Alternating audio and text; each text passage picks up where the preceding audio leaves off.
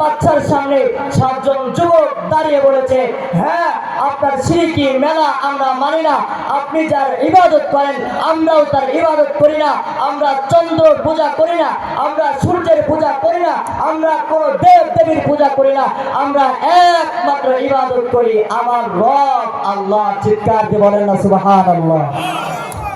মুসলমান ভাই আমার, অকথ্য ভাষায় মর্দে মুজাহিদের মতো বলেছে জালিম বাচ্চার সামনে, আমরা কোন চন্দ্র সূর্যের ইবাদত করতে পারবো না, ইবাদত করবে একমাত্র আল্লাহর। জালিম বাচ্চা বলেছে, আমি ইচ্ছা করলে এখনই তোমাদেরকে হত্যা করতে পারতাম, কতল করে দিতে পারতাম, কিন্তু তোমরা যুবক, এই জন্য তোমাদেরকে হত্যা করতেছি না।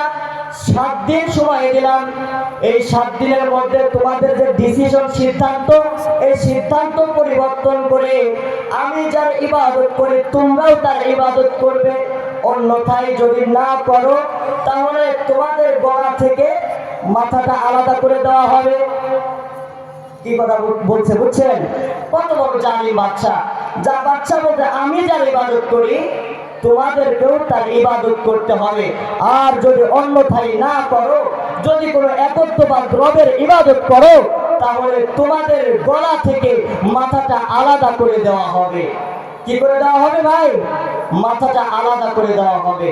তো 7 জন যুবক এবার পরামর্শ করতেছে, যদি এই রাজ্যে থাকি আর 7 দিনের মধ্যে যদি আমাদের সিদ্ধান্ত পরিবর্তন করে শিরিক না করি, চন্দ্র সূর্যের ইবাদত না করি, যদি বিভিন্ন দেব দেবীর ইবাদতে আমরা লিপ্ত না হই, তাহলে এই জালিম বাচ্চা তো আমাদেরকে হত্যা করে ফেলবে।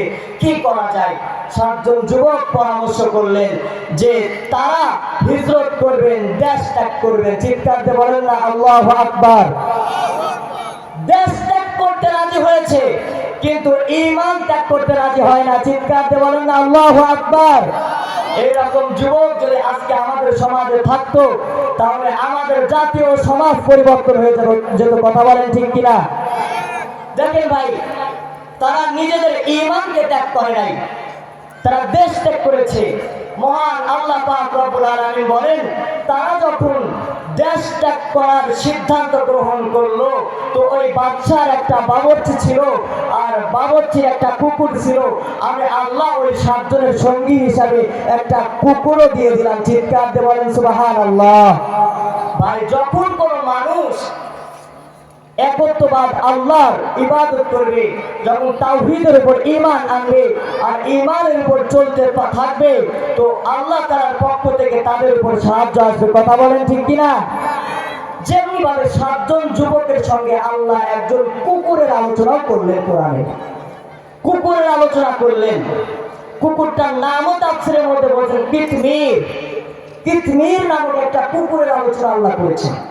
7 জন যুবকের সঙ্গী হিসাবে আমি রব্বুল আলামিন তাকেও দান করেছি।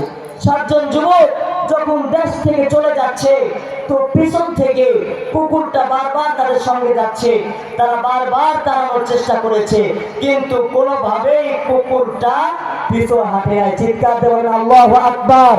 মুসলমান ভাই আমার, এই কুকুরটা একমাত্র নিদর্শন ছিল কার? আল্লাহর নিদর্শন ছিল, আল্লাহর নিদর্শন।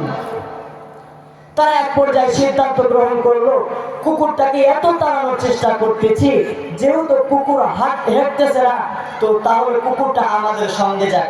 কিন্তু কি করবে? কিন্তু কোথায় যাবে এই 7 জন যুবক? আল্লাহ রাব্বুল আলামিন তাদের আলোচনা কোরআনের মধ্যে করেছেন। মহান আল্লাহ রাব্বুল আলামিন তাদেরকে কিভাবে সাহায্য করতেছেন, দেশ ত্যাগ করলেন, এবং তারা যে তাওহীদের উপর আছে, তারা যে ঈমান এনেছে, তো তারা যে দেশ ত্যাগ করে কোথায় যাবে? তারা দিশে খুঁজে পাচ্ছে না। এই জন্য সেই 7 জন যুবক আল্লাহর কাছে দোয়া করতেছে। কেমন দোয়া করছে? আল্লাহ কোরআনের সূরা কাহফের মধ্যে সেটাও আল্লাহ তাআলা জানিয়ে দিয়েছেন।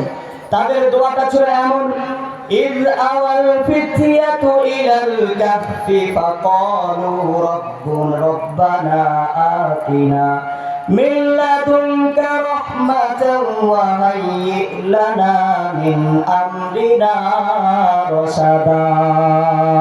চিৎকার দিয়ে বলেন না আল্লাহু আকবার। 7 জন যুবক আর কুকুরটা যখন দেশ ত্যাগ করে চলে যাচ্ছে।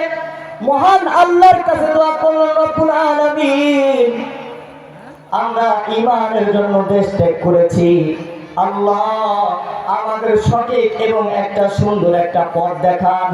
আমাদের ঈমানের উপর থাকার কারণে আমরা আশাবাদী আপনি আমাদেরকে উত্তম কিছু আপনি দান করবেন। চিৎকার দিয়ে বলেন না সুবহানাল্লাহ।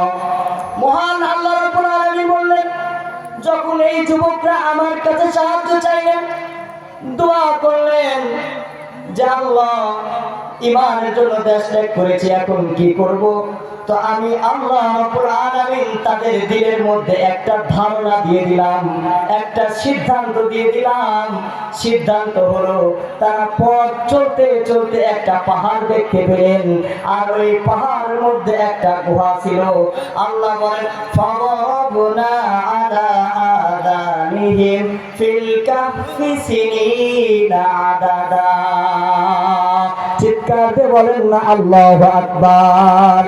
মুসলমান যুবক ভাই আমার, মহান আল্লাহ রাব্বুল আলামিন বলেন যে তারা যখন পাহাড়ের মধ্যে গুহা দেখতে পেল, আমি আল্লাহ রাব্বুল আলামিন তাদের দিলের মধ্যে ধারণা দিলাম।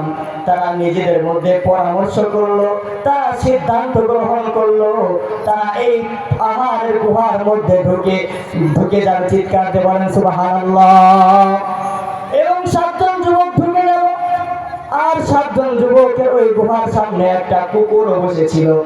যে কুকুর তাদের সঙ্গী হিসাবে আল্লাহ নিদর্শন পাঠালেন, ওই কুকুর গুহার সামনে বসে আছে। আর গুহার মধ্যে 7 জন যুবক গিয়ে ঘুমিয়ে পড়েছে। চিৎকার দিয়ে বলেন না সুবহানাল্লাহ। মুসলমান ভাইরা, মহান আল্লাহ রাব্বুল আলামিন ইরশাদ করে জানালেন যে 7 জন যুবক গুহার মধ্যে গিয়ে ঘুমালেন।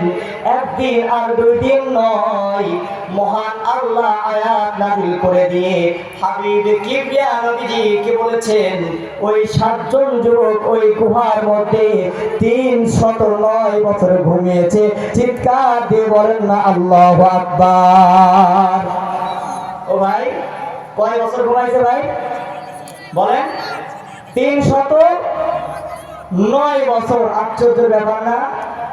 309 বছর। কিচ্ছা কাহিনী বলতেছি না, সূরা কাহফ থেকে বলতেছি। কোরআনে আল্লাহ আয়াত নাযিল করে দিয়ে বলেছে, ওই 7 জন যুবক যখন ঘুমায়া পড়লো, সর্বপ্রথম ফাদারাবনা আলা আযানিহিম ফিল কাহফি সিনিনা আদাদা, আমি আল্লাহ রাব্বুল আলামিন সর্বপ্রথম তার কানের মধ্যে মোহর মারলাম তাদের। চিৎকার দিয়ে বলেন না সুবহানাল্লাহ। কিসের মধ্যে মোহর মারছে ভাই? কানের মধ্যে মোহর মারছে। এখানে একটা সায়েন্স আছে যে মানুষ তো ঘুমাবে তো চোখ দিয়ে, কিন্তু গুহায় ঢোকার সঙ্গে সঙ্গে আল্লাহ রাব্বুল আলামিন কেন তার কানে মোহর মারলেন? ভাই, মানুষ যখন ঘুমিয়ে যায়, তার শরীরের সমস্ত অঙ্গ প্রত্যঙ্গ ঘুমিয়ে গেলেও একটা জিনিস তার অঙ্গ প্রত্যঙ্গ জেগে থাকে, সেই জিনিসটার নাম হলো কান। চিৎকার দিয়ে বলেন সুবহানাল্লাহ। সেই জন্য ঘুমিয়ে গেলেও যদি একটা কোনো কিছুর আওয়াজ আমরা পাই, তাহলে আমরা জেগে যাই। কথা বলেন ঠিক কিনা? কথা বলার সময় নাই। আমাদের মাহফিলের বিশেষ মেহমান চলে এসেছে, বিশেষ বক্তা চলে এসেছে, তাকে দাঁড় করিয়ে রেখে আর আলোচনা করতেছি না। আল্লাহ তাআলা আমাকে আপনাকে কবুল করুন। সকলে বলছি আমিন। ওয়া আখিরু দাওয়ানা আলহামদুলিল্লাহ।